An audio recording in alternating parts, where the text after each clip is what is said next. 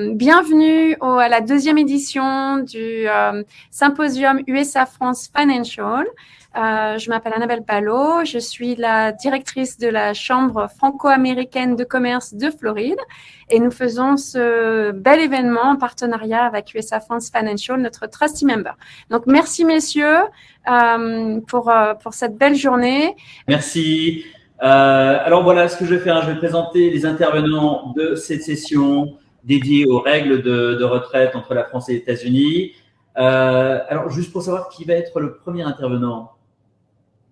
Premier, deuxième. Philippe, Olivier et je vais finir. D'accord, très bien. Donc, voilà, pour les présentations, hein, Philippe Plantadi de Nouvelle Vie, spécialiste des retraites, par rapport à tout ce qui a trait aux problématiques d'estimation, mais également consolidation, vous expliquez par rapport à la logistique, comment ça se passe afin de pouvoir percevoir vos retraites. Olivier Sureau, alors je ne sais pas, est-ce qu'il faut encore le présenter, partenaire, fondateur du cabinet de Jade Fiducial. Et puis finalement, Alexandre Quentin, un partenaire à USA France et puis directeur d'investissement. Donc voilà, Philippe, hein, je te donne la parole si tu veux te présenter de manière un petit peu plus en détail. Merci Cédric, j'espère que tu vas bien. Tout va bien? Ouais, ça va. Donc, merci à tous de nous écouter. Donc, je suis Philippe Plantadi, je travaille pour le cabinet Nouvelle Vie Retraite. Notre cabinet est spécialisé dans l'accompagnement des Français de l'étranger, dans la connaissance et l'optimisation de leurs droits à retraite des régimes de sécurité sociale exclusivement, donc les régimes de retraite français et étrangers, américains en l'occurrence pour tous les résidents des États-Unis, mais pas que. Et donc voilà, c'est notre domaine d'expertise. Donc là, ce soir, je vais vous parler de la retraite des régimes de sécurité sociale français et étrangers. Et ensuite, donc on aura un moment pour répondre à vos questions. Donc je vais vous faire un partage d'écran et je vais lancer ma présentation.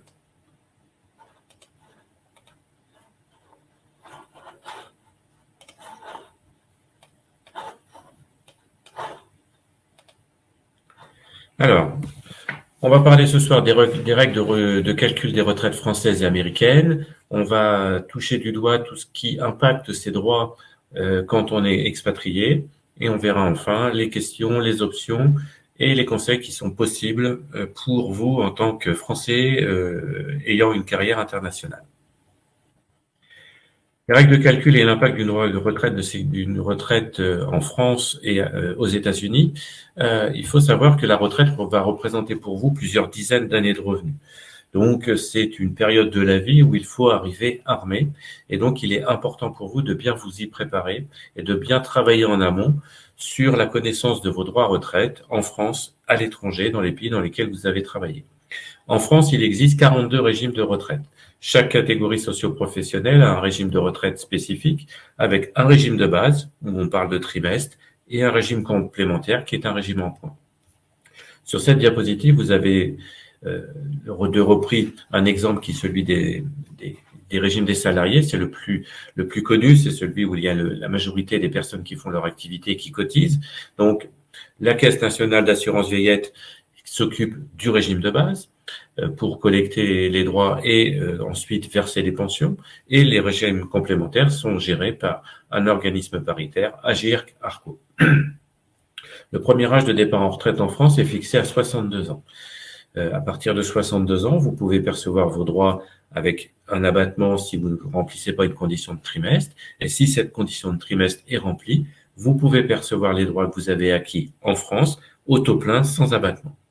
Entre 62 et 67 ans, cette règle perdure, la condition de durée totale d'activité.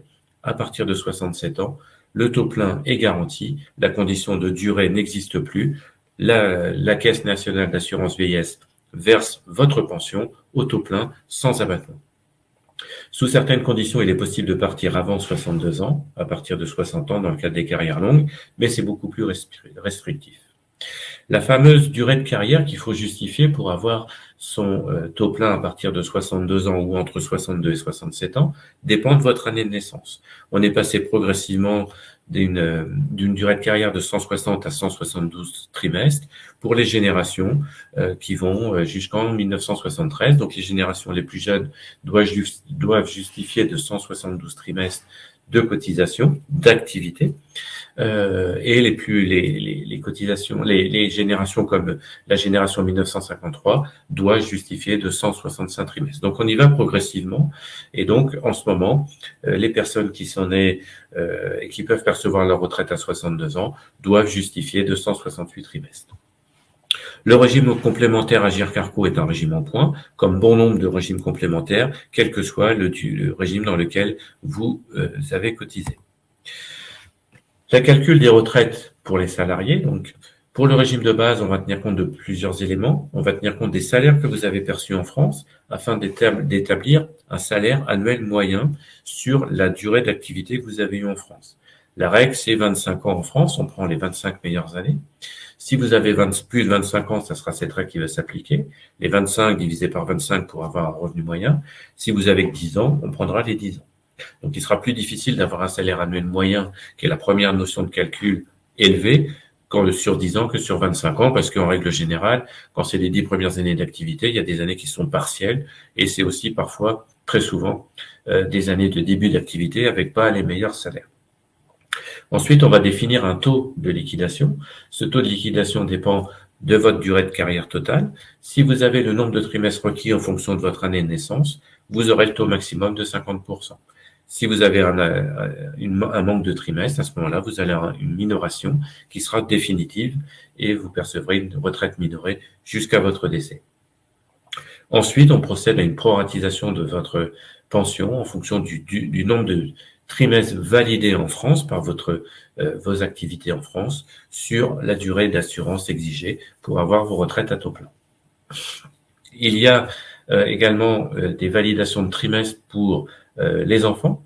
Donc, pour les mamans, il est validé jusqu'à 8 trimestres pour chaque enfant. Que votre enfant soit né en France ou à l'étranger, il vous donnera droit jusqu'à 8 trimestres qui viendront augmenter la durée d'assurance cotisée. Vous pourrez également avoir une augmentation une validation de trimestre si vous avez eu et élevé un enfant handicapé et si vous avez bénéficié de congés parentaux. Une bonification financière sera également versée. Donc ça, c'est de l'argent qui sera versé. Vous aurez 10% en plus sur votre retraite du régime de base si vous avez eu 3 enfants et plus. Enfin, pour les deux cas, retraite de base et retraite complémentaire, une pension de réversion est versée à votre décès, à votre conjoint survivant, dans la mesure où vous étiez marié. La condition de mariage est impérative. Donc, sous condition d'âge, à partir de certains âges, en bleu plus généralement à partir de 54 ou 55 ans, et de ressources pour le régime de base, votre conjoint survivant percevra une partie des droits que vous avez acquis. Il pourra percevoir jusqu'à 54% de votre retraite du régime de base. Pour les retraites complémentaires, le calcul est plus simple. On totalise le nombre de points que vous avez acquis par retraite complémentaire, multiplié par une valeur de service, et vous avez votre montant de retraite complémentaire annuel. Il y a également une bonification financière à partir de 3 enfants, mais elle est plafonnée en montant à 2 092 € par an. Il est également ouvert une pension de réversion sous condition d'âge et de mariage, bien évidemment, mais plus de conditions de ressources pour les retraites complémentaires. Et le taux de réversion d'une pension de retraite complémentaire est de 60% des droits acquis. Enfin, il existe un mécanisme de bonus-malus pour vous inciter à différer votre demande de retraite complémentaire dans le temps. Donc, si vous différez votre retraite complémentaire dans le temps, vous pouvez avoir une bonification de votre montant de pension pendant un certain nombre de temps. Si vous la prenez en même temps que votre retraite de base, elle sera minorée pendant 3 ans et au bout de 3 ans, vous aurez votre retraite complémentaire au taux normal. Sur cette diapositive, vous avez le nombre de trimestres requis pour avoir vos retraites à taux plein entre 62 et 67 ans.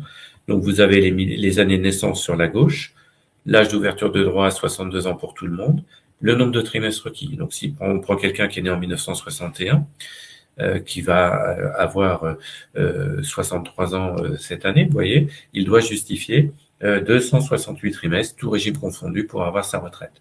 Quelqu'un qui est né en 1960, qui vient d'avoir ou qui va avoir 62 ans, il doit justifier 267 trimestres. À 67 ans, plus de conditions de trimestre, le taux plein est automatiquement garanti.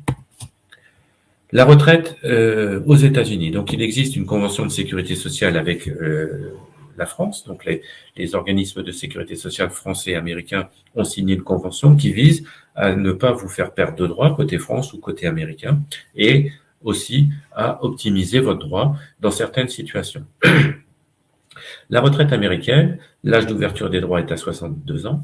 Le full retirement age, l'âge du taux plein, est à 67 ans. C'est les mêmes années, les mêmes conditions, les mêmes âges que pour la France. Pour bénéficier d'une retraite aux États-Unis, il faut justifier de 40 crédits. 40 crédits égale 40 trimestres. Ça fait 10 ans d'activité aux États-Unis. Grâce à la convention de sécurité sociale, cette durée de 40 crédits va être consolidée entre des périodes en France et des périodes aux États-Unis. Ça veut dire que si vous avez que 5 ans aux États-Unis et 20 ans en France, on arrivera à consolider votre carrière et vous percevrez quand même une retraite américaine calculée sur vos 5 ans d'activité aux États-Unis. En revanche, si vous avez moins de 6 crédits, aucune retraite ne vous sera versée de la part de la Social Security américaine. Donc, le full retirement age, c'est l'âge du taux plein, donc 67 ans. Il est passé de 66 à 67 ans progressivement. Donc, pour cette année, on est sur une classe d'âge de 66 ans et 10 mois, la génération 1959. Et dès 1960, dès la génération 1960, il faudra attendre 67 ans pour avoir son taux plein au niveau de la retraite de la Social Security. Si vous anticipez la perception de votre retraite, si vous anticipez de 4 ans, vous aurez une minoration de 25% de vos droits. Si vous anticipez à 62 ans, donc 5 ans, la minoration va être d'environ 30%. Vous avez une bonification si vous différez votre demande de retraite entre 67 et 70 ans de 8% par an. Donc, c'est calculé au prorata du nombre de mois. Vous payez des cotisations sur votre salaire aux États-Unis, maximum sur 147 000 $ en 2022. Le montant de la retraite pour une carrière complète aux États-Unis, c'est-à-dire 35 ans de substantial earning aux États-Unis, au plafond, bien évidemment sur ces 35 ans, donne un montant maximum de retraite de 40 140 $ par an. La Social Security met en place un mécanisme visant à diminuer le montant de la retraite américaine si vous percevez une retraite d'un autre pays ou d'un autre organisme. En tant que potentiellement bénéficiaire d'une retraite française, ce mécanisme, le WEP, le Windfall Elimination Provision, pourrait vous être appliqué, mais grâce à la Convention de sécurité sociale, si vous avez appliqué dans le cadre de la Convention en suivant le formalisme de la Convention, le WEP, si cette convention a servi à consolider votre carrière et qu'on vous a ouvert un droit grâce à la consolidation et à l'application de la convention, le WEP ne s'appliquera pas quand vous demanderez votre retraite américaine. Donc ça, c'est un autre avantage de la convention de sécurité sociale. On l'a vu, ça vous permet d'ouvrir un droit aux États-Unis si vous avez moins de 40 crédits. Ça vous permet également de passer à côté de l'application du WEP. Si vous avez plus de 30 ans de substantial earning aux États-Unis, plus de 30 années de cotisation à la Social Security, le WEP ne s'appliquera pas d'office, que vous appliquiez dans la convention ou sans convention. L'impact d'une expatriation. Donc, pour calculer votre durée de carrière en France, en fonction de votre année de naissance, on va prendre tous vos trimestres en France. Les trimestres salariés, les trimestres fonctionnaires, les trimestres indépendants. Si vous avez été en détachement, votre employeur a continué à cotiser pour vous, donc les trimestres seront validés. Si vous avez cotisé volontairement dans un des régimes des Français de l'étranger, la Caisse des Français de l'étranger ou la Sécurité sociale des indépendants, si vous êtes indépendant à l'étranger, les trimestres seront également pris en compte. Enfin, les périodes d'activité que vous avez eues aux États-Unis, parce que la Convention de sécurité sociale le permet, seront également pris en compte. En revanche, si vous avez travaillé dans plusieurs pays, ça ne sera pas possible. On ne peut pas se prévaloir de plusieurs conventions de sécurité sociale. Donc là, on a repris ces 7 diapositives, 4 cas de figure. Claude-Anne, Michel et Nathalie, ils ont travaillé 100 trimestres en France tous les 4 et ils doivent justifier de 168 trimestres pour avoir leur retraite. Le premier cas, c'est une carrière franco-européenne. Donc, on a un accord européen qui est un accord multi-pays. Donc, Claude a travaillé 100 trimestres en France, 54 en Suisse, 14 en Italie. On va tenir compte de l'ensemble de cette durée de carrière dans les 3 pays. Donc, Claude n'aura aucun impact, il n'aura aucune minoration sur ses retraites parce qu'il ne manquera aucun trimestre. Donc, aucun impact sur ses retraites. Anne, qui a travaillé 100 trimestres en France, 54 en Suisse, 14 aux États-Unis, elle bénéficie d'une convention avec la Suisse et d'une convention avec les États-Unis. Seulement, on ne peut pas se prévaloir des deux. Donc, la sécurité sociale en France va lui appliquer la convention qui est la plus favorable, celle avec la Suisse. Donc, elle va neutraliser les 14 trimestres et elle aura un abattement, si elle maintient sa demande de retraite entre 62 et 67 ans, de 17,5% sur son retraite de base, 14,5% sur ses complémentaires. Michel a travaillé 100 trimestres en France, 48 aux États-Unis, 20 au Brésil. Alors là, on a une convention qui est un peu exceptionnelle dans la mesure où on a des conventions dans les 3 pays. Les 3 pays ont des conventions réciproques et en plus, celle du Brésil permet la prise en compte d'un État tiers. Donc là, c'est un peu le même cas que l'Europe. On va pouvoir tenir compte des 3 pays. Et donc, pour Michel, aucun impact sur ses retraites. La France a signé 37 conventions. Il y a bon nombre de pays qui n'ont pas de convention avec la France. Le cas de Nathalie, 100 trimestres en France, 40 en Suisse, 28 en Chine. La Chine est neutralisée d'office parce que pas de convention. Un abattement maximum de 25% sur le régime de base, 22% sur les complémentaires. Donc pour Anne et Nathalie, la solution, c'est quand Anne est partie de Suisse pour les États-Unis et Nathalie de Suisse pour la Chine, aurait été cotisée volontairement dans un régime français. Et à ce moment, les 14 trimestres auraient été validés en France, les 28 trimestres en Chine également, et les retraites auraient été versées au taux plein sans abattement. Sur cette diapositive, on vous a matérialisé un cas d'école. Une personne qui, née en 73, doit justifier de 172 trimestres. C'est aussi pour vous montrer qu'on peut dissocier ses retraites. On n'est pas obligé de demander ses retraites françaises et américaines en même temps. Donc, cette personne, elle est née en 73, elle démarre son activité en 95, elle travaille 140 trimestres en France, et ensuite, elle vient travailler aux États-Unis. Elle a 20 crédits américains validés en 2035 à 62 ans. Elle a 162 trimestres. Donc, cette personne, à 62 ans, elle peut percevoir sa retraite complète française de manière minorée, de manière définitive. Elle peut également percevoir, si elle le souhaite, et cesser ses activités, percevoir sa retraite anticipée aux États-Unis avec une décote définitive. Mais elle peut ne demander que sa retraite minorée et continuer son activité aux États-Unis. Deuxième cas de figure, cette personne travaille jusqu'à 65 ans. Elle a 32 crédits alors de valider aux États-Unis. Elle remplit les 172 trimestres nécessaires pour avoir ses retraites françaises à taux plein. Donc, à 65 ans, elle a sa retraite française à taux plein. Elle a, si elle le souhaite, la possibilité de demander sa retraite américaine, toujours de manière anticipée, mais avec une décote moins importante que si elle l'avait demandé à 62 ans. Troisième cas de figure, cette personne continue de travailler jusqu'en 2040 à 67 ans. Donc, à 67 ans, la France, lui, si elle n'a pas demandé ses retraites françaises, lui calculera sa retraite du régime de base avec une surcote de 8 trimestres. Et aux États-Unis, elle percevra sa retraite au taux plein parce qu'elle a atteint le full retirement age. Deuxième diapositive pour vous montrer le calcul de la retraite en France. Toujours cette personne née en 73 avec 172 trimestres. Elle a 140 trimestres en France. Avec les 32 trimestres, elle a bien les 172 trimestres nécessaires. Donc, le taux qui lui est apporté, qui lui est donné sur sa retraite est le taux maximum de 50%. On lui calcule ses retraites sur le SAM sur les 25 meilleures années. On lui applique le taux de 50% et ensuite on priorise 140, 172e. N'oubliez pas que si vous avez un taux plein dans le régime de base, vous aurez automatiquement un taux plein dans les retraites complémentaires. Si vous avez un taux minoré parce que vous n'avez pas atteint le nombre de trimestres requis, vous aurez également un taux minoré dans les retraites complémentaires. Donc, votre objectif, c'est d'aller à la chasse au trimestre, de bien consolider votre carrière. Vous avez un site en France qui s'appelle www.l'assurance-retraite-toutattaché.fr. Sur ce site, avec votre numéro de sécurité sociale français, vous pouvez avoir accès à votre historique de carrière. Cette personne pourrait connaître le détail de ses 140 trimestres. Donc, je vous incite à effectivement vous créer un compte et déjà avoir cette première information et ensuite faire votre travail de contrôle et d'audit pour voir si toutes les périodes sont correctement reprises. Sur cette diapositive, on a repris les principales questions que nous posent les expatriés quand on les rencontre, soit en webinaire, soit en présentiel. Juste avant vous, j'étais à Lausanne dans une réunion avec plus de 180 personnes, donc j'ai eu le droit à peu près aux mêmes questions.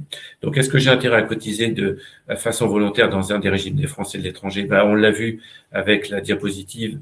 Pour 2 cas de figure, une cotisation volontaire, ce serait justifié pour permettre d'avoir une retraite à taux plein. Donc, effectivement, c'est quelque chose qu'il faut regarder. Il faut le regarder si votre carrière évolue. Si vous partez des États-Unis pour aller dans un autre pays, il faut voir si c'est quelque chose qui pourrait se justifier. Le rachat de trimestre, c'est pareil, c'est quelque chose d'intéressant si ça peut vous permettre de faire sauter un abattement. Un rachat de trimestre, c'est onéreux, on peut en racheter que 12 pour année d'études ou année incomplète. Ça vaut entre 3 et 5 000 euros le trimestre. Donc, si vous en rachetez 12, je vous laisse faire de la multiplication. Donc, si vous avez un déficit de 20 ou 25 trimestres et que vous en rachetez 12, vous aurez encore un abattement sur vos pensions. Donc, si vous investissez 60 000 euros, ça ne fait pas de sens. Donc, pas d'intérêt. En revanche, si vous en manque 2 ou 3, ou un peu plus, et qu'à ce moment-là, vous rachetez et que vous avez votre retraite du régime de base à taux plein, vous aurez également le retraite complémentaire à taux plein. Donc, vous aurez un double effet. Donc là, la rentabilité financière peut être en rendez-vous. Est-ce que je peux percevoir mes retraites et continuer à travailler? On a vu dans la diapositive que vous pouvez dissocier la perception de vos pensions françaises et américaines ou d'autres pays. Vous pouvez percevoir vos retraites françaises à 62 ans, à taux plein ou à taux minoré si c'est votre choix. Continuez votre activité aux États-Unis. Demandez votre retraite américaine à 67 ans. C'est tout à fait permis et vous n'avez aucune restriction de revenus d'activité. Les deux prochaines, la date optimale de liquidation des droits et les montants des retraites, vous avez vu sur les diapositives que c'est en fonction de votre historique de carrière, de votre passé, de votre carrière actuelle et aussi de comment vous envisagez votre cessation d'activité et comment, jusqu'à quel âge vous souhaitez effectivement travailler. Donc là, le curseur pourra varier. 60 ans pour les carrières longues, 62 ans, 67 ans pour la France, 70 ans, 70 ans aux États-Unis. Voilà, il y a plusieurs options qui vont s'ouvrir à vous. Et pour chaque individu, chaque carrière, on a effectivement une conclusion qui peut et qui est très souvent différente. Quel trimestre compte dans les calculs de mes retraites? Tous les trimestres qui sont en France sont pris en compte dans le calcul de la retraite française et tous les crédits validés aux États-Unis rentreront en ligne de compte dans le calcul de votre retraite de la Social Security. On ne se servira pas de vos revenus américains pour calculer votre retraite française, ni de vos revenus français pour calculer votre retraite américaine. Est-ce que je pourrais toucher mes retraites si je réside à l'étranger? Oui, pas de condition de territorialité. Que vous soyez résident en France ou aux États-Unis, vous pourrez percevoir vos retraites des 2 pays, quel que soit votre lieu de résidence. Là, je vous présente le cabinet Nouvelle Vie Retraite. Donc, nous existons depuis 1986. Nous avons été le premier cabinet privé à travailler sur les droits de retraite et accompagner au début les salariés et les indépendants en France et maintenant travailler à l'international.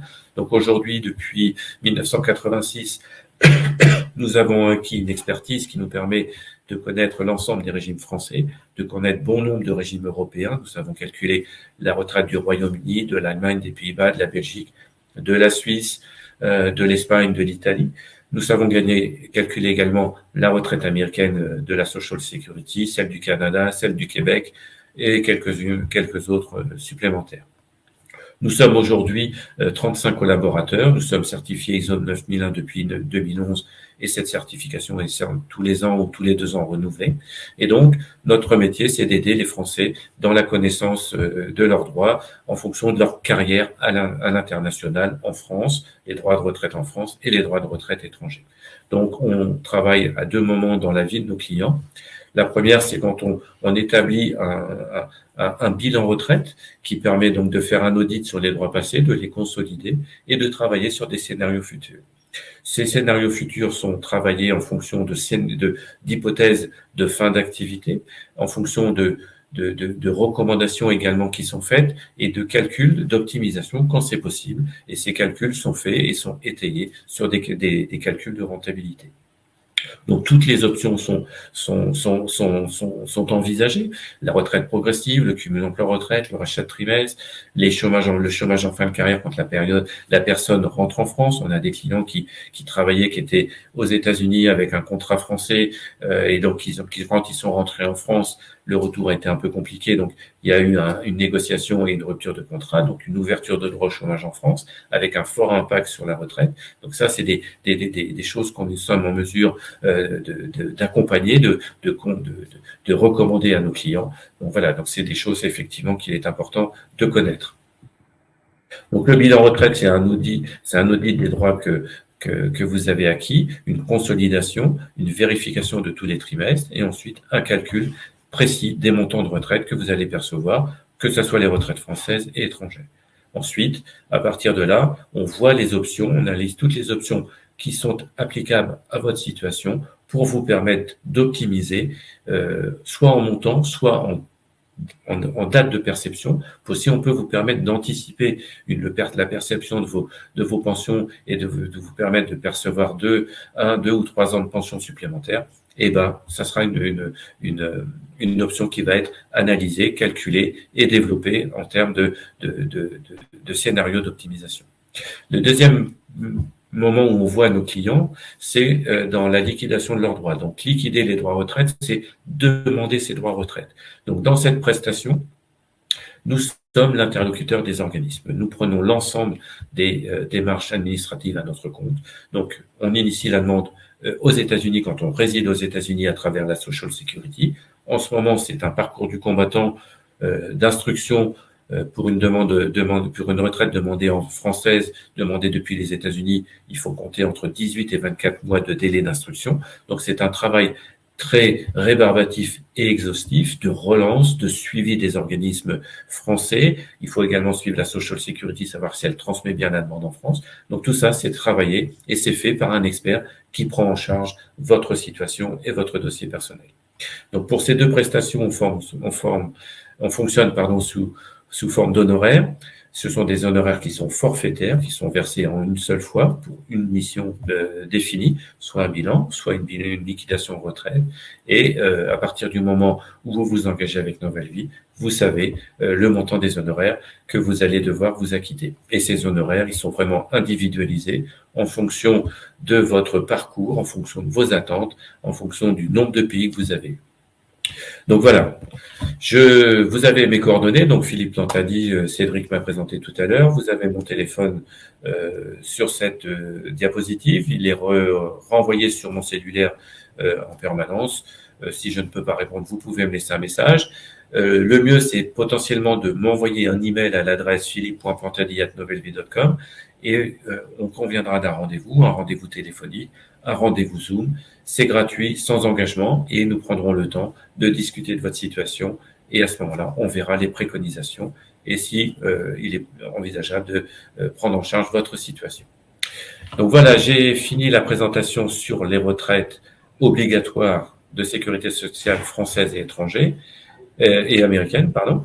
Je vais arrêter mon partage et à ce moment-là, je vais laisser la place à Olivier Sureau qui va vous parler de la retraite, de la fiscalité sur les retraites françaises et américaines.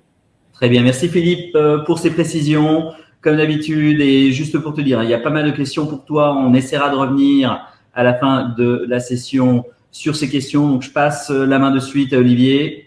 Merci Cédric. À toi Olivier. Merci Philippe, merci Cédric. Donc, De mon côté, je vais vous parler de la fiscalité des retraites françaises et américaines. Maintenant que Philippe vous a parlé de la particularité pour préparer vos dossiers retraite. Donc, tout d'abord, quand on parle des retraites franco-américaines, on va parler des conventions fiscales. Je vous en ai parlé au cours des précédentes sessions. Il faut savoir qu'on a des très bonnes conventions fiscales entre la France et les États-Unis. Il y en a 4 en fait, 3 plus une qui concerne l'accord FATCA. Celle qui nous concerne aujourd'hui pour cette conférence, ça va être pour ma part pour la fiscalité, c'est celle qui concerne l'impôt sur le revenu, qui a été conclu en 94. Et le dernier amendement qui date de 2009 concerne la fiscalité justement des retraites franco-américaines. Et l'accord de sécurité sociale, c'est l'accord dont vous a parlé ce soir Philippe par rapport au droit à la retraite et aussi à l'assujettissement aux cotisations sociales. On en reparlera un petit peu aussi juste après. Donc, on va regarder au niveau des retraites. Philippe en a parlé, la définition des retraites françaises et américaines. Alors, du côté de français, ce sont des régimes de base de sécurité sociale et tous les régimes complémentaires à caractère obligatoire. Quand on parle de retraite américaine, on parle là aussi du régime de base de la sécurité sociale, dans la Social Security et tous les produits complémentaires de type notamment les plus connus, 401k et IRA. Première chose à bien distinguer quand on parle de retraite et de fiscalité des retraites, c'est qu'il ne faut pas confondre retraite et placement. C'est la première erreur qu'on a tendance à faire quand on parle de fiscalité des retraites. On confond souvent retraite et placement. Pourquoi ? Parce que parfois on parle d'assurance vie, on dit tiens j'ai une retraite, j'ai une assurance vie et un plan d'épargne entreprise. Attention, c'est des assurances vie françaises et des plans d'épargne entreprise, ce sont des outils de placement financier qui sont reconnus en tant que tels par l'administration fiscale américaine. Et pour l'administration fiscale américaine, ce sont des outils de placement et donc tous les revenus générés par ce type de placement doivent faire l'objet d'une taxation chaque année, même si ces revenus sont réinvestis. Par exemple, j'ai un fonds euro, je touche des intérêts, même si je réinvestis ces intérêts dans le fonds euro, même si ces intérêts sont exonérés d'impôts en France, je suis résident fiscal américain, imposé sur mes revenus mondiaux, je dois payer un impôt sur ces revenus issus de ces assurances vie, puisque souvent l'erreur qu'on pense, c'est on pense qu'une assurance vie française, c'est l'équivalent d'une life insurance aux États-Unis, c'est pas du tout le cas. Et la position du fisc américain, c'est que c'est un outil de placement financier. Et donc, à ce titre, on doit déclarer chaque année les revenus, payer un impôt dessus et aussi déclarer sous les formalités spécifiques de type FBAR, comme j'en ai parlé dans les sessions auparavant, FATCA et PIFIC, de déclarer bien ces outils de placement sous peine de pénalité. Il faut savoir que si l'on omet de déclarer des assurances vie, des plans d'épargne entreprise, la pénalité encourue peut aller jusqu'à 50% par année du montant qu'on a omis de déclarer. Mais quand je dis du montant, c'est l'actif, c'est une assurance vie de 100 000 euros. Je ne l'ai pas déclaré, je m'expose à des pénalités de 50 000 euros, même si je ne génère que des revenus de 50 euros par an. Donc, faites bien attention à cela quand on parle de retraite, pas confondre retraite et placement, première chose. Maintenant, quand on parle de fiscalité des retraites, de calcul et du paiement de l'impôt des retraites, la convention fiscale franco-américaine qui a été conclue entre la France et les États-Unis. Il y a un article qu'il faut bien connaître, c'est l'article 18 de la convention fiscale franco-américaine. Il est très clair, très net, il dit la chose suivante. Les produits de retraite sont taxables dans le lieu de cotisation.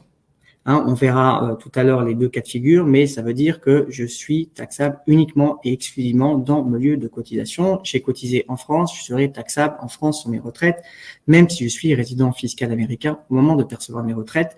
Et inversement, si je suis résident fiscal français, que je touche des retraites américaines. Ça, c'est les dispositions de l'article 18, l'alinéa 1 de la Convention fiscale. Vous avez d'autres avantages fiscaux qui sont numérés dans cet article, notamment si vous souhaitez continuer à cotiser un système de retraite dans votre pays d'origine. Je suis envoyé depuis la France vers les États-Unis. Je souhaite continuer à cotiser à mon système de retraite français auquel je cotisais avant. La Convention fiscale va me permettre de déduire mes cotisations de retraite française comme si j'effectuais un placement dans une retraite de type américaine, de type 401k, ce qui me permettra de déduire chaque année de mes revenus aux États-Unis à une déduction fiscale qui ira jusqu'à 20 500 $ par an si j'ai moins de 50 ans. Donc ça, c'est vraiment un avantage fiscal, sachant qu'il faut faire attention, cet avantage fiscal-là, il s'arrête dès lors que je suis dans une situation où j'ai une carte verte aux États-Unis, mais uniquement pour cette disposition-là. Autre chose également à bien faire attention, c'est que si votre employeur abonde à votre système de retraite française, par exemple en France, vous avez un bulletin de salaire français, vous cotisez un système de retraite, donc vous avez votre partie à vous qui est cotisée, la partie employeur. Dès lors que vous avez une carte verte, les cotisations employeurs doivent être taxables aux États-Unis et on doit s'acquitter d'un impôt aux États-Unis, même si c'est une cotisation employeur. On considère d'un point de vue américain que c'est un salaire complémentaire et donc il faut payer un impôt sur ces retraites, ces cotisations versées par l'employeur français. Donc, premier cas de figure, là on parle toujours de cette taxation de cette retraite. Je suis résident fiscal américain ou citoyen américain, on va dire résident fiscal américain au moment de ma retraite. J'habite par exemple ici à Miami au moment où je prends ma retraite et j'ai des retraites françaises. Alors, comment ça se passe? J'ai dit article 18, taxation de ces retraites en lieu de cotisation. Donc, retraite française, j'ai cotisé en France, donc je vais être taxable uniquement, exclusivement en France. Il faut bien comprendre ce concept d'unique et d'exclusivité. Pourquoi? Parce que la convention fiscale nous permet d'être totalement exonéré d'impôts sur ces retraites françaises des États-Unis. Et quand je dis totalement, c'est-à-dire que cette retraite ne viendra pas rentrer dans le calcul de mon impôt américain, ce qui est très important. C'est-à-dire que si aux États-Unis, vous avez 40 000 $ de revenus, vous avez 10 000 $ de retraite française, vous pourriez être tendance à dire, bah voilà, moi je dois calculer un impôt sur mes revenus de 50 000 et éventuellement sur les 10 000 sur l'impôt que j'ai payé en France, je déduis de mon impôt américain, mon impôt français. Là, non, c'est pas du tout le cas. On vous dit, vous ne devez payer et déclarer ces retraites qu'en France pour l'impôt. Donc, ça veut dire que vis-à-vis de l'administration fédérale, je parle bien toujours d'un impôt fédéral, attention, les États ne reconnaissent pas pour la plupart les conventions fiscales. Donc, au niveau fédéral, j'ai touché ces 10 000 $ de retraite. Je n'ai rien à déclarer aux États-Unis, si ce n'est je vous en parlerai tout à l'heure dans le formulaire FATCA, où je devrais déclarer ces retraites, mais au niveau de ces revenus, aucun impact et ça va même pas augmenter ma tranche d'imposition du côté américain. Donc en France, il y a deux étapes qui se passent quand on touche des retraites pour un non-résident. La première étape, c'est une retenue à la source, que vous voyez sur la partie gauche de cette slide. Donc en fonction du montant des retraites, donc jusqu'à 15 228 €, vous ne payez rien du tout comme retraite. C'est-à-dire que c'est un prélèvement libératoire, donc vous ne paierez aucun impôt là-dessus. Donc imaginez, donc même si je touche 15 000 € en France, 0 impôt, aux États-Unis, convention fiscale, rien à payer. S'il n'y avait pas de convention fiscale, aux États-Unis, je devrais déclarer ces 15 000 et comme j'ai pas payé d'impôt en France, parce que j'ai été exonéré, je devrais payer un impôt aux États-Unis. Là, convention fiscale, on est tranquille, rien à payer. Entre 15 000 et 44 000, prélèvement libératoire. Alors quand on dit prélèvement libératoire, c'est on vous prend l'argent, on vous demandera pas de complément du côté français. Donc là, ce sera 12%. Alors toujours sur le palier progressif, entre 15 000 € et 44 000 € de retraite, je paierai 12%. Et tout ce qui est au-delà de 44 000 €, vous allez payer 20%, mais ce ne sera pas un prélèvement libératoire. C'est-à-dire que la fraction des retraites perçues au-delà de 44 000 € devra être déclarée sur votre déclaration française de non-résident et se rajoutera à vos autres revenus éventuellement taxables en France en tant que non-résident, par exemple des revenus immobiliers, et vous serez assujetti à l'impôt final qui est à droite, qui vous dira entre 0 et 26 000 €, vous paierez 20% d'impôt et de là, de 26 000 €, 30%. Mais c'est toujours sur la fraction supérieure aux 44 000 €. Donc vous voyez bien que jusqu'à 44 000 €, en plus je bénéficie d'un abattement, le taux moyen d'impôt, il est quand même très très bas. Et en plus, je n'ai rien à payer en France. Donc, c'est un réel avantage de cette convention fiscale qu'il faut bien connaître aux États-Unis et en France, parce que c'est vraiment un concept unique. Parce qu'en général, dans le principe de saving clause aux États-Unis, les États-Unis se réservent le droit d'imposer toujours les revenus étrangers, même s'ils ont été imposés dans un autre pays. Dans le cas des retraites, la saving clause, grâce à l'article 29 de la convention fiscale, il fait abstraction et on n'y est pas soumis. Donc, c'est un réel avantage. Maintenant, autre situation, foyer fiscal américain, résident fiscal américain ou citoyen américain. Donc, au moment de ma retraite, j'habite aux États-Unis, toujours.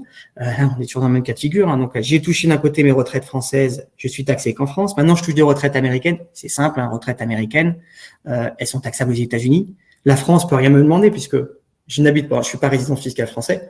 Donc, à part payer mes retraites, l'impôt sur mes retraites françaises, bien évidemment, mes retraites américaines, elles seront taxables aux États-Unis, de ce côté-là. Faites attention toujours quand on parle de produits d'avantages fiscaux. Alexandre évoquera après sur ces sujets-là, mais il y a beaucoup d'avantages fiscaux qu'on a au niveau des placements de retraite américaines. On a les 401k, les SEP, les Traditional, le Roth IRA, les Defined Benefit Plan. Et souvent, quand on vient dans un pays comme les États-Unis, on y vient pour on se dit, on y vient toujours, on se dit, je vais y rester 2 ans, et puis au bout de 20 ans, par exemple comme moi, on est encore là. Et malheureusement, souvent, il y a des gens on n'a rien fait, on se dit, mince, j'aurais dû faire quelque chose. Ça, ce sont des avantages fiscaux, même pour 2 ans, ça vaut le coup de le faire. Parce qu'on a des déductions fiscales qui sont prévues par le code fiscal américain, qui nous permettent d'avoir des avantages, et c'est pas perdu, parce que ce sont des retraites par capitalisation. Donc, c'est votre argent, c'est votre placement, et vous le conserverez à vie sur ce type de placement. Donc, n'hésitez pas à utiliser ces outils et ne pas vous dire je reste que franco-français, parce qu'il peut y avoir des avantages, même pour 2 ans, à bénéficier de ces retraites. Donc maintenant, on va se situer en deuxième cas de figure. Je suis résident fiscal français. Produit de retraite française, donc les retraites françaises, je suis en France, de toute façon, c'est taxé en France. La différence près, c'est que là, je suis résident fiscal français, donc sur ces retraites, je vais payer les prélèvements sociaux en totalité, c'est rapidement 9,1%, et après, je paierai un impôt sur le revenu normal. Sur les retraites américaines, donc j'ai des 401k par exemple, l'article 18 vous dit taxation dans les lieux de cotisation, donc je serai taxable aux États-Unis. Je suis non résident fiscal américain, je ferai une déclaration de non résident, je paierai un impôt aux États-Unis sur cette retraite.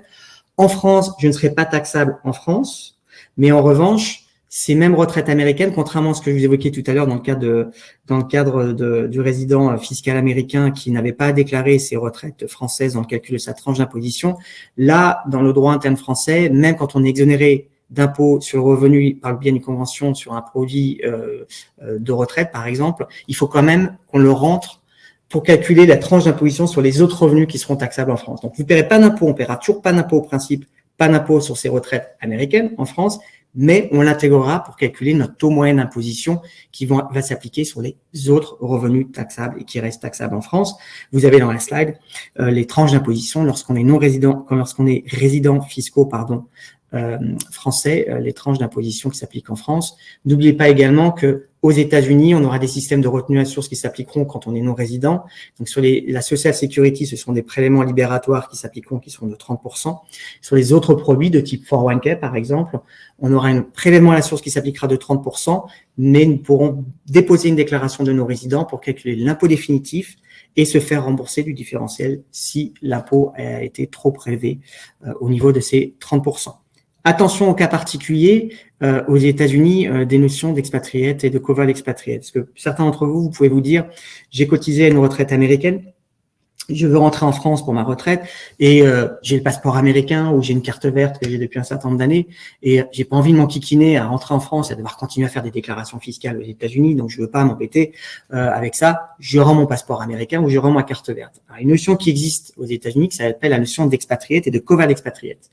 Un expatriate, c'est une personne, un résident fiscal américain par définition, qui rend son passeport américain ou alors qui rend sa carte verte qu'il a depuis plus de 8 ans.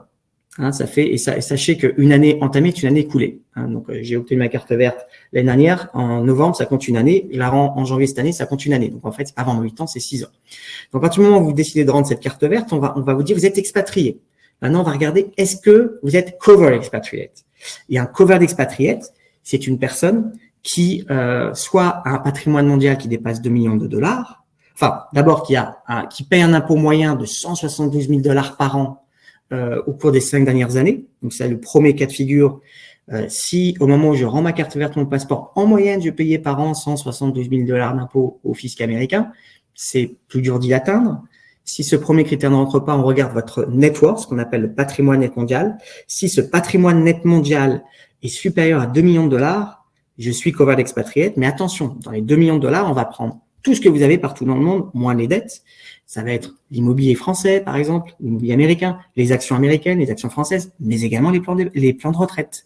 Donc souvent, on se dit, mais 2 millions, puisque c'est par couple, ça fait 4 millions, j'y suis loin. Mais quand on rajoute les 401k et autres qu'on a accumulés si on a fait quasiment toute sa carrière aux États-Unis, on arrive à ces plafonds de 2 millions de dollars. Et qu'est-ce que dit la loi? Elle dit, si vous êtes covered expatriate et que vous rendez votre carte verte, vous devez payer ce qu'on appelle une exit tax.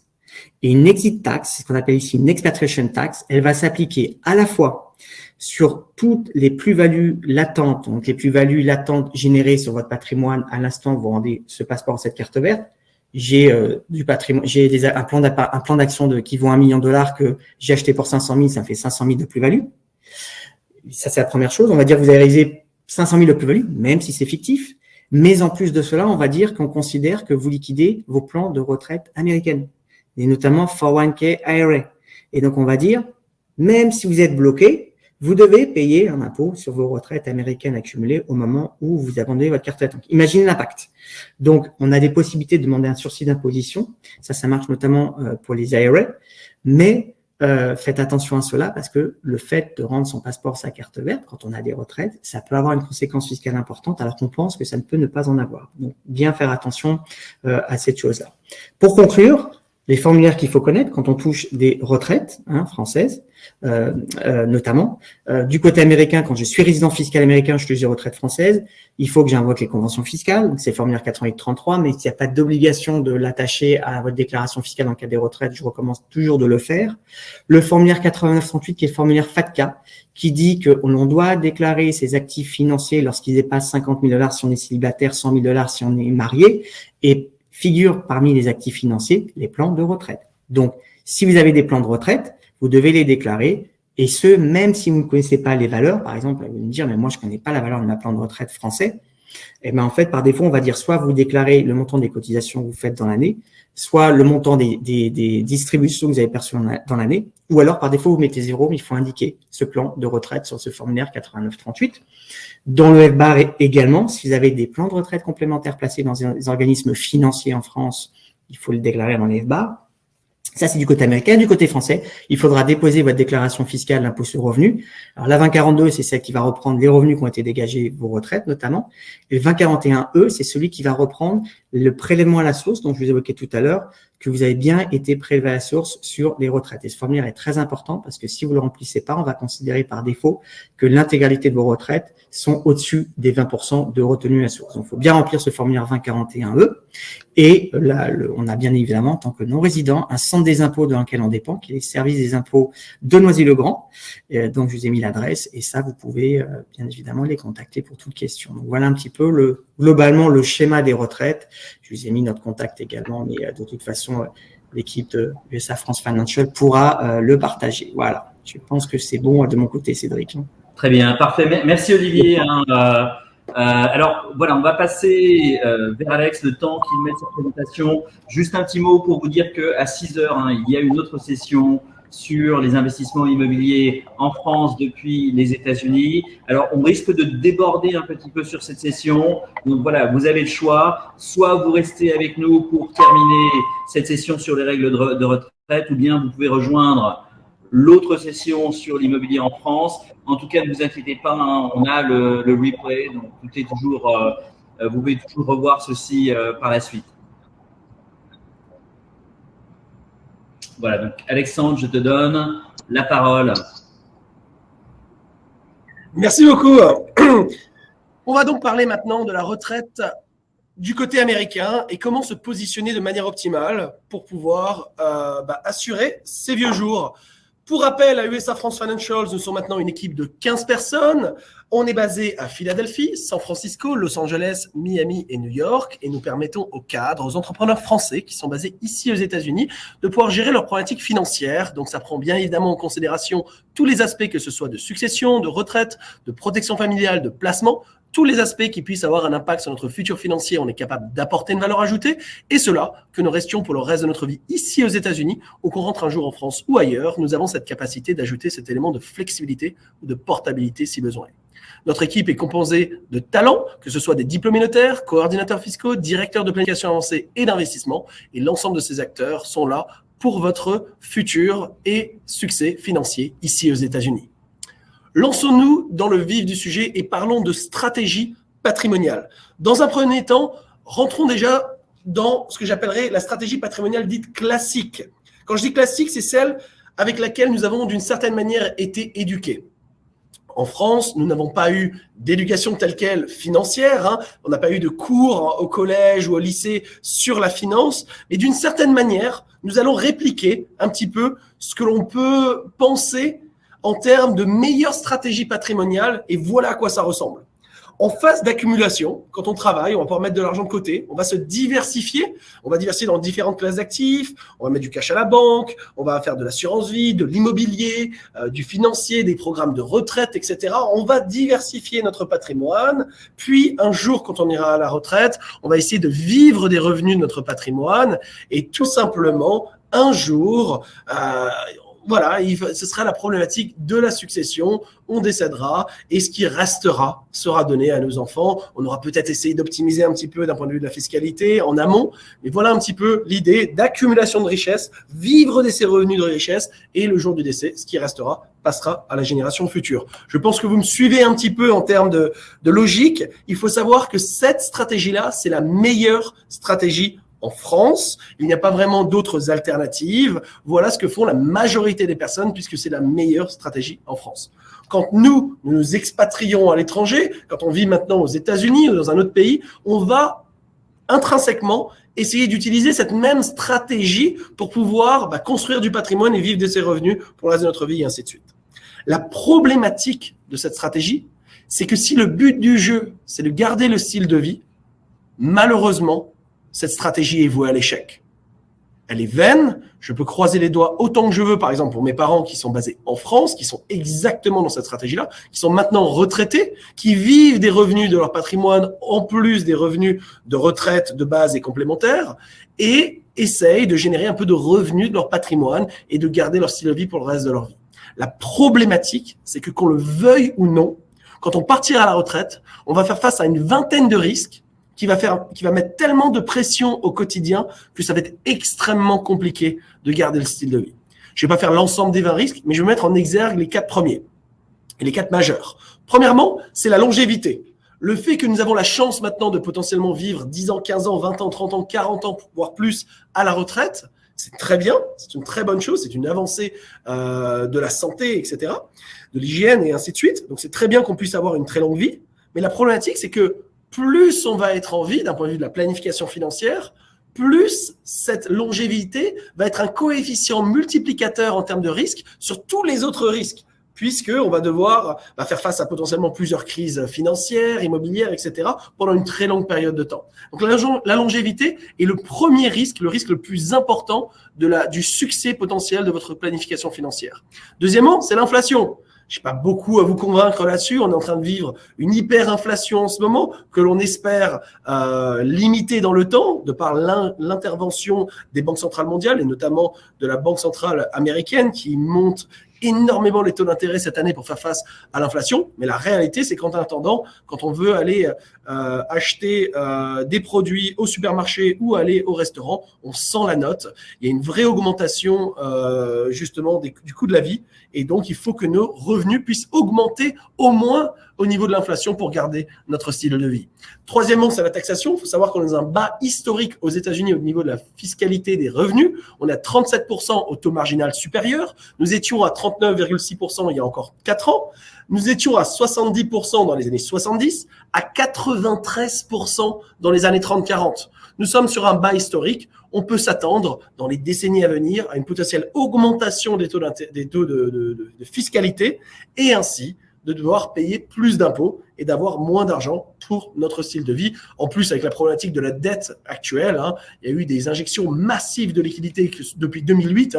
On parle de trillions de dollars qui ont été mis au travail pour le bien de garder la compétitivité du marché américain. Et bien évidemment, ça a un impact, cette dette qui est galopante. Il faut pouvoir contrecarrer ces dépenses par des revenus, et des revenus pour le gouvernement, ce sont les impôts. Donc on peut s'attendre à terme à une augmentation qui aura un impact majeur sur notre capacité à garder notre style de vie.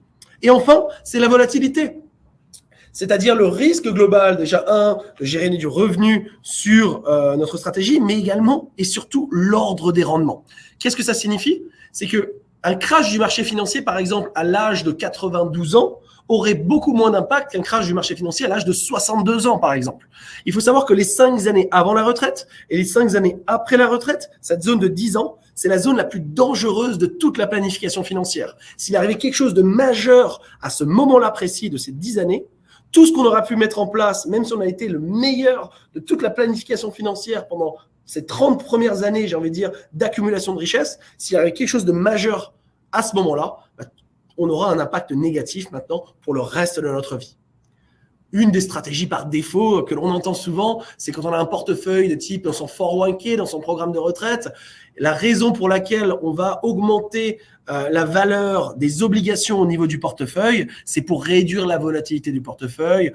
On sait combien même cela a potentiellement pas très bien fonctionné cette année, puisque les fixed income, les obligations, sont en train de vivre la pire année depuis 1854. Et évidemment, même si on a un portefeuille plus conservateur que un investisseur qui lui serait plus agressif, eh ben on a vu de belles tombées malheureusement cette année en 2022. Donc il faut comprendre que par défaut, réduire la volatilité du portefeuille ne fonctionne pas. Il s'agit d'avoir une stratégie beaucoup plus proactive sur laquelle on va discuter ensemble. Mais premièrement, l'ordre des rendements est clé, il faut le comprendre. Et deuxièmement, et dernièrement sur la partie de la volatilité, c'est le risque en lui-même. Pour générer du revenu, notamment sur les marchés financiers, il faut prendre un certain montant de risque qui, selon la volatilité des marchés financiers dans les dernières années, il ne s'agirait pas, selon une étude réalisée par Morningstar, qui est une société de recherche en investissement, qui s'est posée la question de savoir quel serait le montant de mon portefeuille en termes de pourcentage de revenus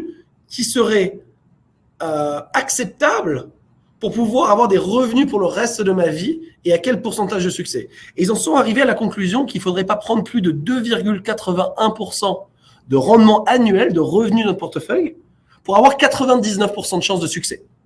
C'est-à-dire que pour chaque $1 million qu'on a de côté, on ne générait que 28 100 $ de revenus.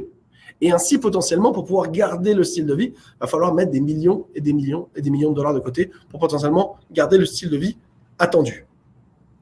La problématique, c'est qu'on se dit, 2,80, ok, mais si on augmente, par exemple, le risque et qu'on assume 5% de rendement, qui n'est pas énorme, eh ben, à 5% de rendement, la probabilité de succès descend à 70%.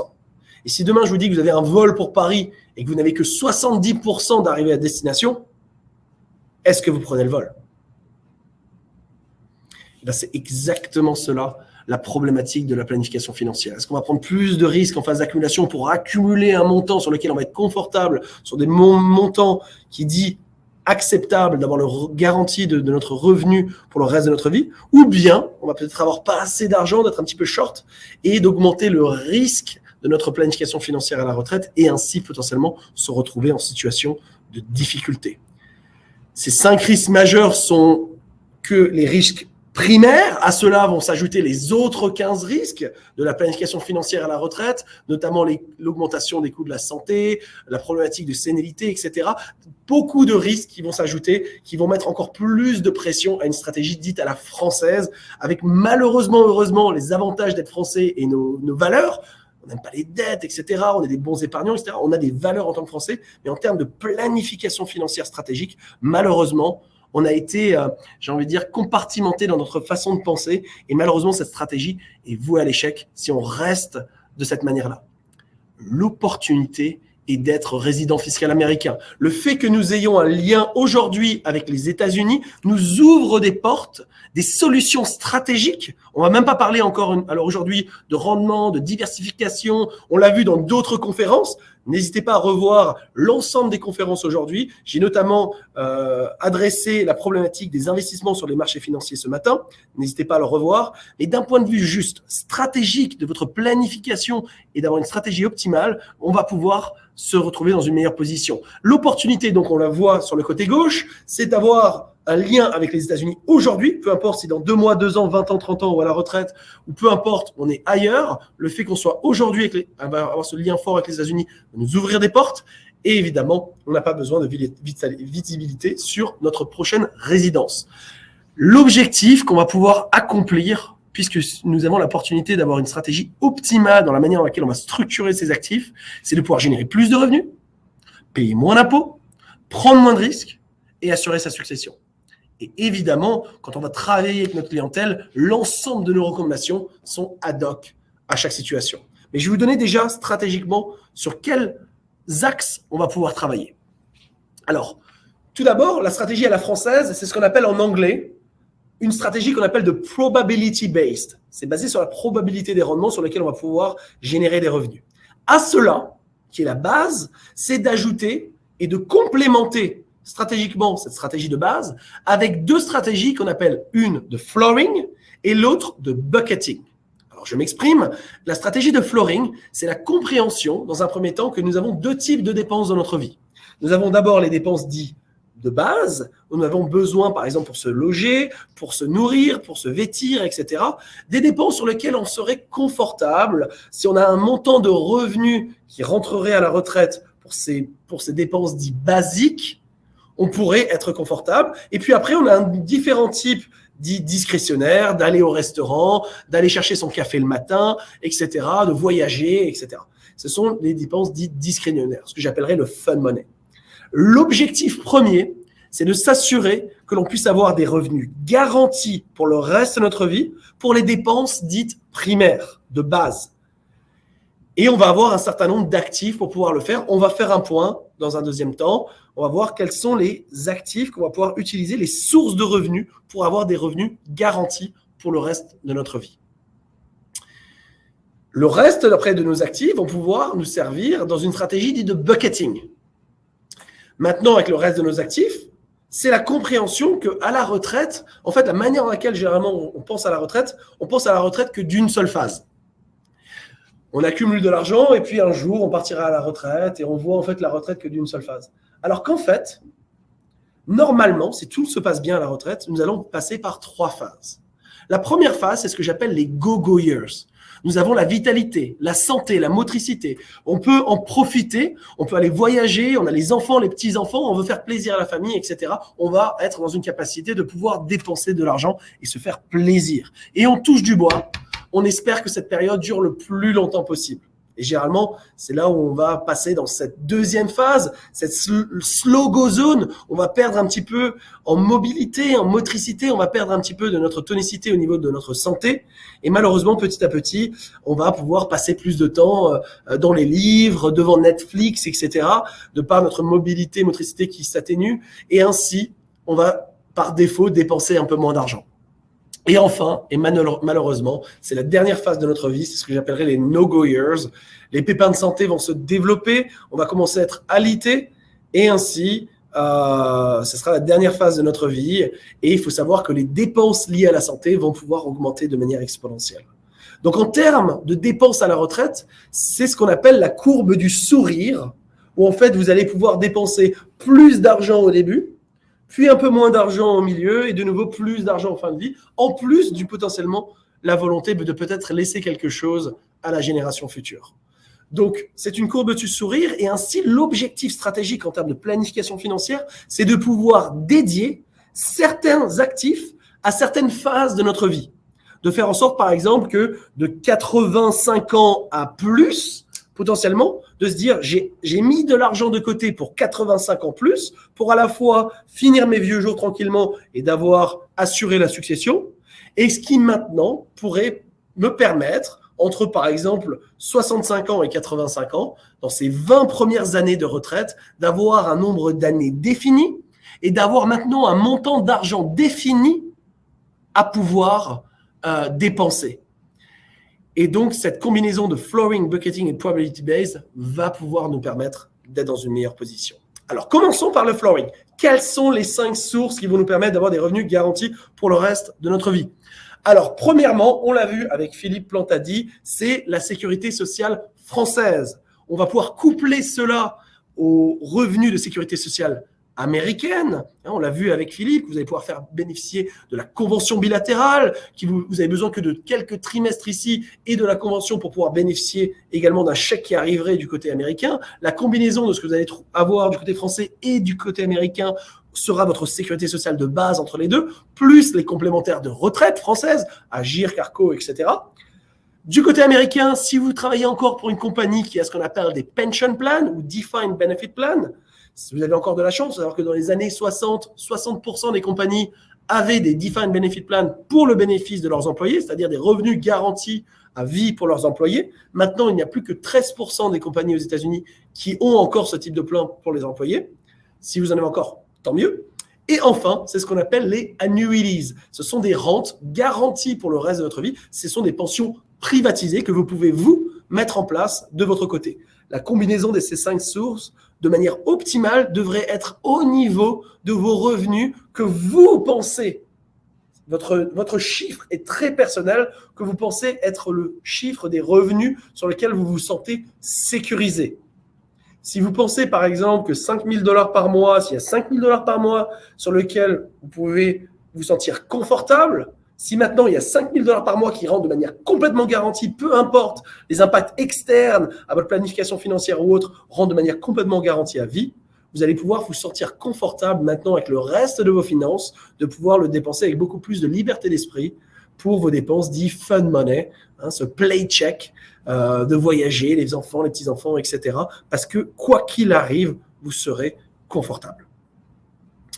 C'est cette première stratégie de flooring. Alors, on va parler un tout petit peu plus des annuities. Il y a différents types d'annuities, beaucoup de types. Je vais vous mettre 2 types en exergue qui va avoir pour objectif de générer des revenus garantis à vie. Le premier, c'est ce qu'on appelle un income annuity. Alors, il peut y avoir 2 phases. Alors, j'ai un stylo rouge. Je vais peut-être prendre un stylo vert pour qu'il soit peut-être plus visible. Alors, 2 phases. La première phase, qui est la phase d'accumulation. Je vais prendre par exemple l'exemple de quelqu'un qui a 55 ans, qui va déposer 100 000 $ dans un income annuity. Alors, sachez que, par exemple, imaginez que vous avez un 401k avec un employeur et que vous partez de votre employeur ou vous partez à la retraite, ce 401k peut être transféré vers ce qu'on appelle un IRA, un Individual Retirement Account, qui est exactement la même chose, mais du côté personnel, qui va vous ouvrir complètement les possibilités en termes d'investissement et d'outils que vous pouvez mettre à l'intérieur. Et on peut y positionner, par exemple, un income annuity. Et donc, si par exemple, vous aviez 100 000 $ dans un 401k, vous êtes parti de votre employeur, vous pouvez le transférer vers un IRA, et cet IRA, à l'intérieur, on y positionnerait, par exemple, un income annuity. Et voilà comment est-ce que celui-ci pourrait fonctionner. Donc, à 55 ans, on dépose 100 000 $. On va avoir la compagnie d'assurance qui va nous garantir un minimum d'évolution de cet argent-là. Donc, entre 55 ans et 65 ans, certaines compagnies vont vous dire, par exemple, je vais vous garantir x2 en 10 ans. Et ainsi, 100 000 $ est garanti d'augmenter à 200 000 $ dans une perspective de pouvoir calculer votre revenu garanti pour le reste de votre vie. Mais ce qui est intéressant, c'est que ces 100 000 $ sont investis sur le marché financier. Et si le marché financier se porte bien et que vous avez 300 000 ou 400 000, on prendra ce chiffre en considération. Donc si par exemple c'est 400 000, on prendra 400 000 en considération. À l'inverse, si le marché s'est mal porté pour vous et que vous n'avez plus qu'à 100 000 ou à 0, eh ben, vous aurez au minimum ce minimum de 200 000 $, qui est le minimum garanti sur lequel on va pouvoir calculer vos revenus de retraite pour le reste de votre vie. Je vais prendre un petit peu l'exemple de ce qui se passe à peu près en ce moment. On peut avoir à peu près entre 5 et 6%. Je vais prendre 6% voilà, pour quelqu'un de 65 ans. Donc, à 65 ans, on pourra avoir du 6% garanti à vie pour le reste de notre vie, quelle que soit la valeur de notre compte. Même si la valeur de notre compte descend à 0, on continue à toucher du 6% à vie sur la base minimum de ces 200 000 $, c'est-à-dire donc 12 000 $ par an, donc 1 000 $ par mois, pour le reste de notre vie. Si évidemment le marché s'est mieux porté qu'on a 400 000, 400 000 $ à 6%, ça fait 24 000, ça fait le double, 2 000 $ par mois. Et c'est revenus garantis à vie. Si on détient évidemment cet argent-là dans des programmes de retraite, IRA, de la sorte, par exemple, un IRA, quand vous allez sortir l'argent après 59 ans et demi, chaque dollar qui sortira sera complètement taxable sur le revenu puisque vous n'avez payé jamais d'impôt sur cet argent-là. Si l'argent sort d'un Roth IRA, vous êtes aux États-Unis, tout sortira défiscalisé, tax-free, puisque vous avez déjà payé l'impôt, et bien déferment fiscal et sera complètement défiscalisé. Si vous avez pris la décision de prendre une income annuity en dehors des comptes de retraite, vous avez directement du cash à la banque et vous souhaitez le mettre là-dedans, il y a encore également des avantages fiscaux. Il y a un déferment fiscal dans toute la phase d'accumulation et le jour où vous allez toucher vos revenus, il y aura une partie qui sera considérée comme votre capital investi sur lequel vous ne payerez pas d'impôt puisque vous avez déjà payé des impôts dessus et une petite partie qui sera considérée comme les intérêts générés et ça va être étalé sur votre espérance de vie. Donc par exemple pour un homme de 65 ans, l'espérance de vie est de 83 ans et donc vous payez à la fois de l'impôt sur le revenu sur les intérêts, mais vous êtes exonéré sur la partie qui est considérée comme le capital. Après cette période-là, tout sera considéré comme des intérêts et vous paierez des impôts sur le revenu. Mais ça signifie que vous allez avoir un déferrement fiscal pendant une très longue période de temps et le jour où vous allez devoir vous acquitter de l'impôt, eh ben vous aurez encore un un étalement très long, pendant une très longue période de temps, de l'impact fiscal et d'où l'avantage fiscal. L'avantage de planification financière, elle est triple. Elle est à la fois garantissez le montant que vous avez pu accumuler jusqu'à 55 ans. Vous allez garantir un montant minimum d'accumulation sur lequel va calculer vos retraites et vous avez toujours le potentiel d'expansion supérieur du marché et vous allez avoir un revenu garanti pour le reste de votre vie pour la partie du flooring. Voilà un premier exemple d'un income annuity. Je vais également vous présenter l'exemple de ce qu'on appelle un capital annuity où l'objectif va essayer de faire grandir votre capital avec un certain nombre de protections à la baisse, mais à terme de pouvoir générer un revenu garanti. Je vais prendre l'exemple par exemple de quelqu'un qui a 58 ans, qui va positionner également $100 000 dans son capital annuity. Je vais prendre 59 ans juste pour l'exemple. Voilà, 59 ans dans un capital annuity, voilà, avec l'idée de pouvoir commencer par exemple des revenus à l'âge de 65 ans. Alors, dans le capital annuity, c'est un contrat qui va durer 6 ans, qui est renouvelable indéfiniment, mais qui va avoir une durée de 6 ans sur lesquels vont être calculés un certain nombre de garanties. On va être investi sur le S&P 500, donc sur le marché américain, les 500 plus grosses capitalisations américaines, à 100%. On va être 100% risqué. Alors, on va pouvoir se le permettre. Pourquoi ? Parce que cette fois-ci, on ne va pas tirer avantage de la théorie moderne du portefeuille, de diversification des classes d'actifs pour gérer le risque. En fait, on a une compagnie d'assurance qui va nous permettre d'avoir des garanties à la perte. Donc, par exemple, ici, on peut choisir des niveaux de moins 10%, moins 20%, moins 30%. Je vais prendre l'exemple de moins 10%, parce que comme le marché, par exemple, a déjà perdu entre 20 et 30% depuis le début de l'année, si vous rentrez maintenant dans ce type d'instrument-là, avec 10% de protection sur les 6 prochaines années, on serait plutôt confortable parce qu'une petite statistique, dans une période de 6 années, le marché financier, le S&P 500, n'a jamais perdu plus de 20% en 6 ans. Ça n'a jamais arrivé. Est-ce que ça peut arriver à l'avenir ? Oui. Est-ce que c'est probable ? Non, mais ça peut évidemment arriver. Et comme il a déjà perdu plus de 20%, il nous resterait 5 ans et 3 mois sur une période de 6 ans. Si quelqu'un avait commencé au 1er janvier et qu'on a déjà perdu moins 25, et normalement, dans les 5 ans à 3 mois qui resteraient, on devrait être au minimum sur les niveaux actuels. Et donc, si on prend des niveaux de protection à moins 10%, on devrait normalement être confortable. Mais au moins, si le marché avait perdu, par exemple, moins 8% à l'issue des 6 ans, on n'aurait rien perdu. S'il a perdu 12, on n'aurait perdu que 2. Et s'il a perdu 23, on n'aurait perdu que 13 de par cette protection des premiers 10% en cas de baisse. Donc, si on a mis 100 000 $ et que le marché est en baisse à moins 8, on récupérait nos 100 000 $, on n'aurait rien perdu dans cette période-là. À l'inverse, si le marché est en hausse, le gain est illimité. Sur les premiers 20% de hausse, on va avoir 100% de participation. C'est-à-dire que si le marché a gagné 18, on gagne 18. Et si le marché a gagné plus sur le montant supérieur, on va avoir un coefficient multiplicateur à la hausse. On aura cette fois-ci 105% de participation, donc un coefficient multiplicateur de 1,05 fois le marché. Donc si à l'issue des 6 ans, le marché a pris 120%, on aura pris 20% pour les premiers 20% et on aura pris donc 105% pour les 100% suivants pour un total de 125%. On aura eu un booster de rendement à la hausse. Et tout ça pour un frais qui est de 0%. Ça ne coûte absolument rien si on reste dans le cadre de ces 6 ans, qu'on arrive jusqu'à la maturité. Ça ne nous aura rien coûté, 0. Et on aura pu avoir de la protection à la baisse, être 100% agressif sur les marchés financiers et également avoir des boosters de rendement à la hausse.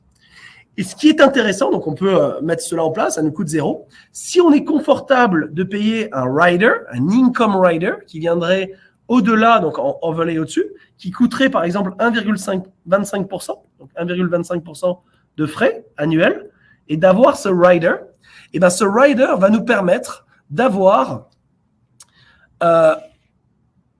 l'avantage de pouvoir nous dire que si on veut tourner ce capital en revenu garanti pour le reste de notre vie, on aurait donc un calcul qui va être réalisé. Par exemple, à l'âge de 59 ans, si on commence à l'âge de 59 ans et qu'on utilise ce rider, les revenus garantis à vie seraient par exemple de 5%. Et ces revenus, pour chaque année que l'on attend, vont augmenter de 0,35% par an de revenus garantis pendant qu'on attend. Donc, imaginons qu'on attende 6 ans.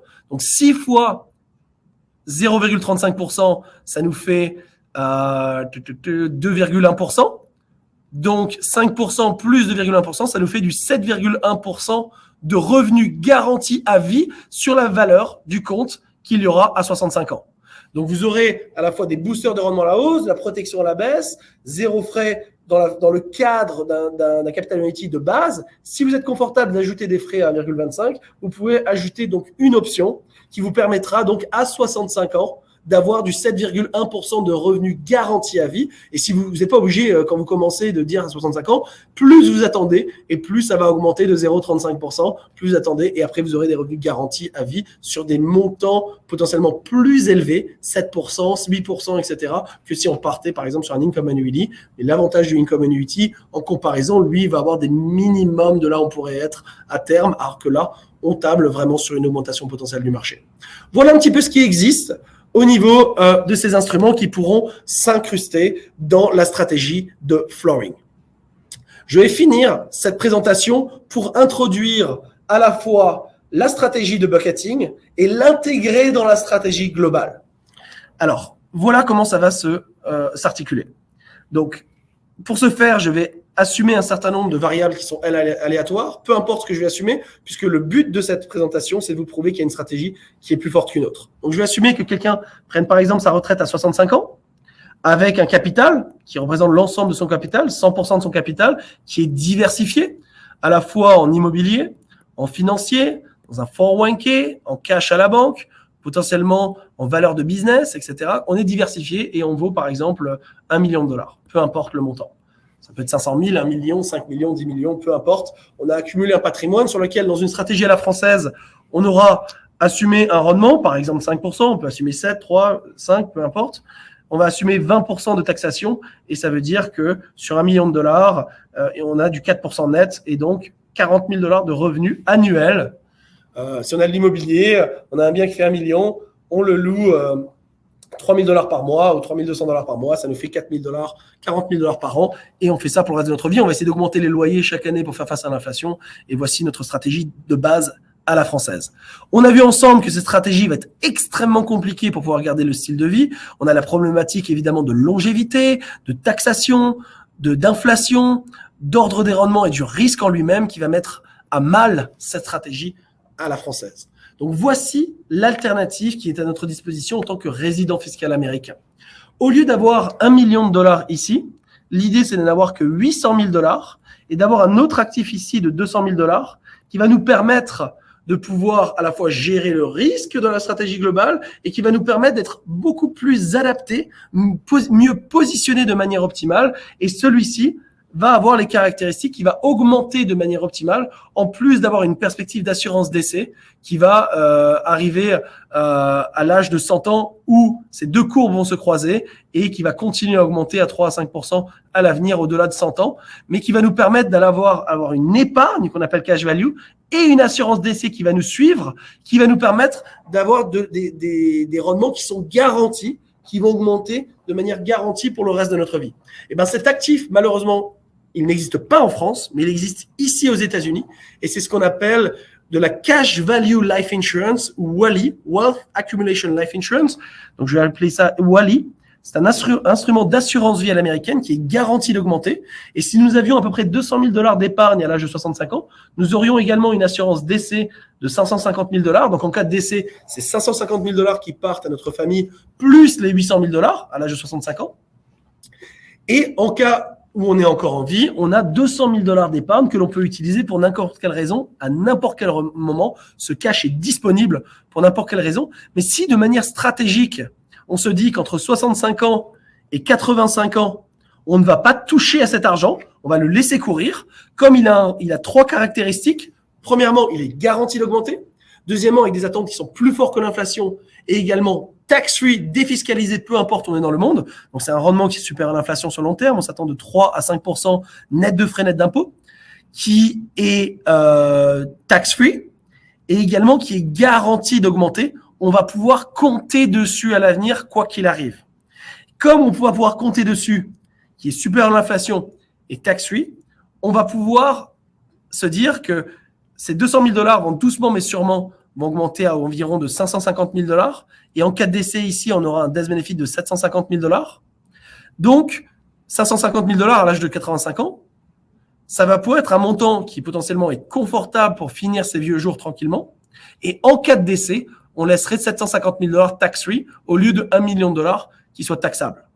Donc, comme on a géré la problématique de 85 ans plus, puisqu'on a assez d'argent pour tranquillement finir ses vieux jours, maintenant, nous avons 800 000 $ ici que nous ne sommes pas obligés de garder de manière stratégique à juste vivre des intérêts du patrimoine, juste ce petit robinet des intérêts du patrimoine accumulé, et maintenant avoir ce qu'on appelle de permission slip en anglais, la permission de pouvoir dépenser à la fois le capital et les intérêts, et ainsi de pouvoir démultiplier ses revenus. Parce que si on fait les maths, on va voir que si on peut utiliser le capital et les intérêts, on va pouvoir démultiplier ses revenus. Exemple, donc le capital, donc si on a 800 000 $ sur les 20 premières années, donc ça nous fait 800 000 $ divisé par 20, 40 000 $ de capital, plus les intérêts. Donc les intérêts, on a assumé 4% net, 4% de 800 000 $ la première année, ça nous fait 32 000 $ de revenus.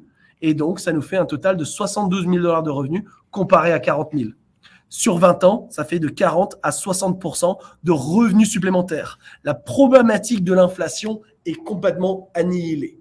Deuxièmement, c'est la taxation. Dans la première stratégie, entre 50 000 et 40 000, on aura payé 10 000 $ d'impôts pour le reste de notre vie. Alors que dans la stratégie numéro 2, on commence déjà sur une base où on a déjà beaucoup moins d'argent qui est taxable. On part sur une base de 800 000 $. On ne paiera que 8 000 $ d'impôts. Après 10 ans, on n'a plus que la moitié, on va payer que 4 000. Et après 20 ans, on n'a plus jamais d'impôts à payer et on se retrouve avec un actif qui est, lui, complètement défiscalisé. Donc, sur les 20 premières années, on aura payé dans la stratégie numéro 1 20 fois 10 000, ça nous fait 200 000 $. Alors que dans la stratégie numéro 2, 20 fois la moyenne, 20 fois 4 000, 80 000. On a réduit de 60% l'impact fiscal, peu importe où on est, peu importe où les actifs sont situés. Et si on vit au-delà de 85 ans, on va toujours continuer à payer 10 000 $ dans la première stratégie, alors qu'on n'aura plus jamais rien à sortir dans la stratégie numéro 2. On annihile petit à petit le risque de la taxation. Et enfin, c'est le risque en lui-même au niveau de la stratégie, c'est que dans les premiers instants, les premiers actifs qu'on a dépensés, c'est à la fois les actions, les obligations, puis à terme l'immobilier, pour se retrouver dans une situation qui est complètement sécurisée. Moins de risques également. Moins de risques, plus de revenus, moins d'impôts, tout en assurant la succession. Et je conclue sur l'intégration du flooring, où au lieu d'avoir 800 000 $, l'idée c'est d'avoir que 600 000 $, d'utiliser par exemple les 401k qu'on va transférer à un IRA, qu'on va pouvoir utiliser dans ses rentes garanties, soit par un capital annuity avec Income Rider, ou bien avec les Income Annuity, ou à hauteur de 200 000 $ ici, on va pouvoir avoir, par exemple, à 6% garantie, 12 000 $ par an, plus la sécurité sociale française, américaine, complémentaire, on va dire 35 000 $. Ça voudrait dire 47 000 $ de revenus ici garantis pour le reste de notre vie. Si ça match, par exemple, un revenu de 4 000 $ par mois sur lequel on a besoin pour se sentir confortable, on a assuré ce qu'on appelle le paycheck. On a des revenus qui sont garantis maintenant pour le reste de notre vie. Et le reste de nos finances, c'est 600 000 $. Maintenant, on va pouvoir les dépenser pendant 5 ans, 10 ans, 15 ans, 20 ans, juste pour le fun money, pour aller voyager, pour les enfants, les petits-enfants. Parce que lorsqu'on aura dépensé l'ensemble de ces 600 000 $, il nous restera encore 550 000 $ tax-free pour dépenser au-delà, si quand bien même on est encore en vie et qu'on a la santé, pour pouvoir finir nos vieux jours tranquillement, toujours au-delà de ces 4 000 $ par mois qui continueraient à grandir, enfin en tout cas à avoir des revenus garantis pour le reste de notre vie. Et ainsi, on a généré plus de revenus, payé moins d'impôts, prendre moins de risques et assurer sa succession. Je vous remercie pour votre attention.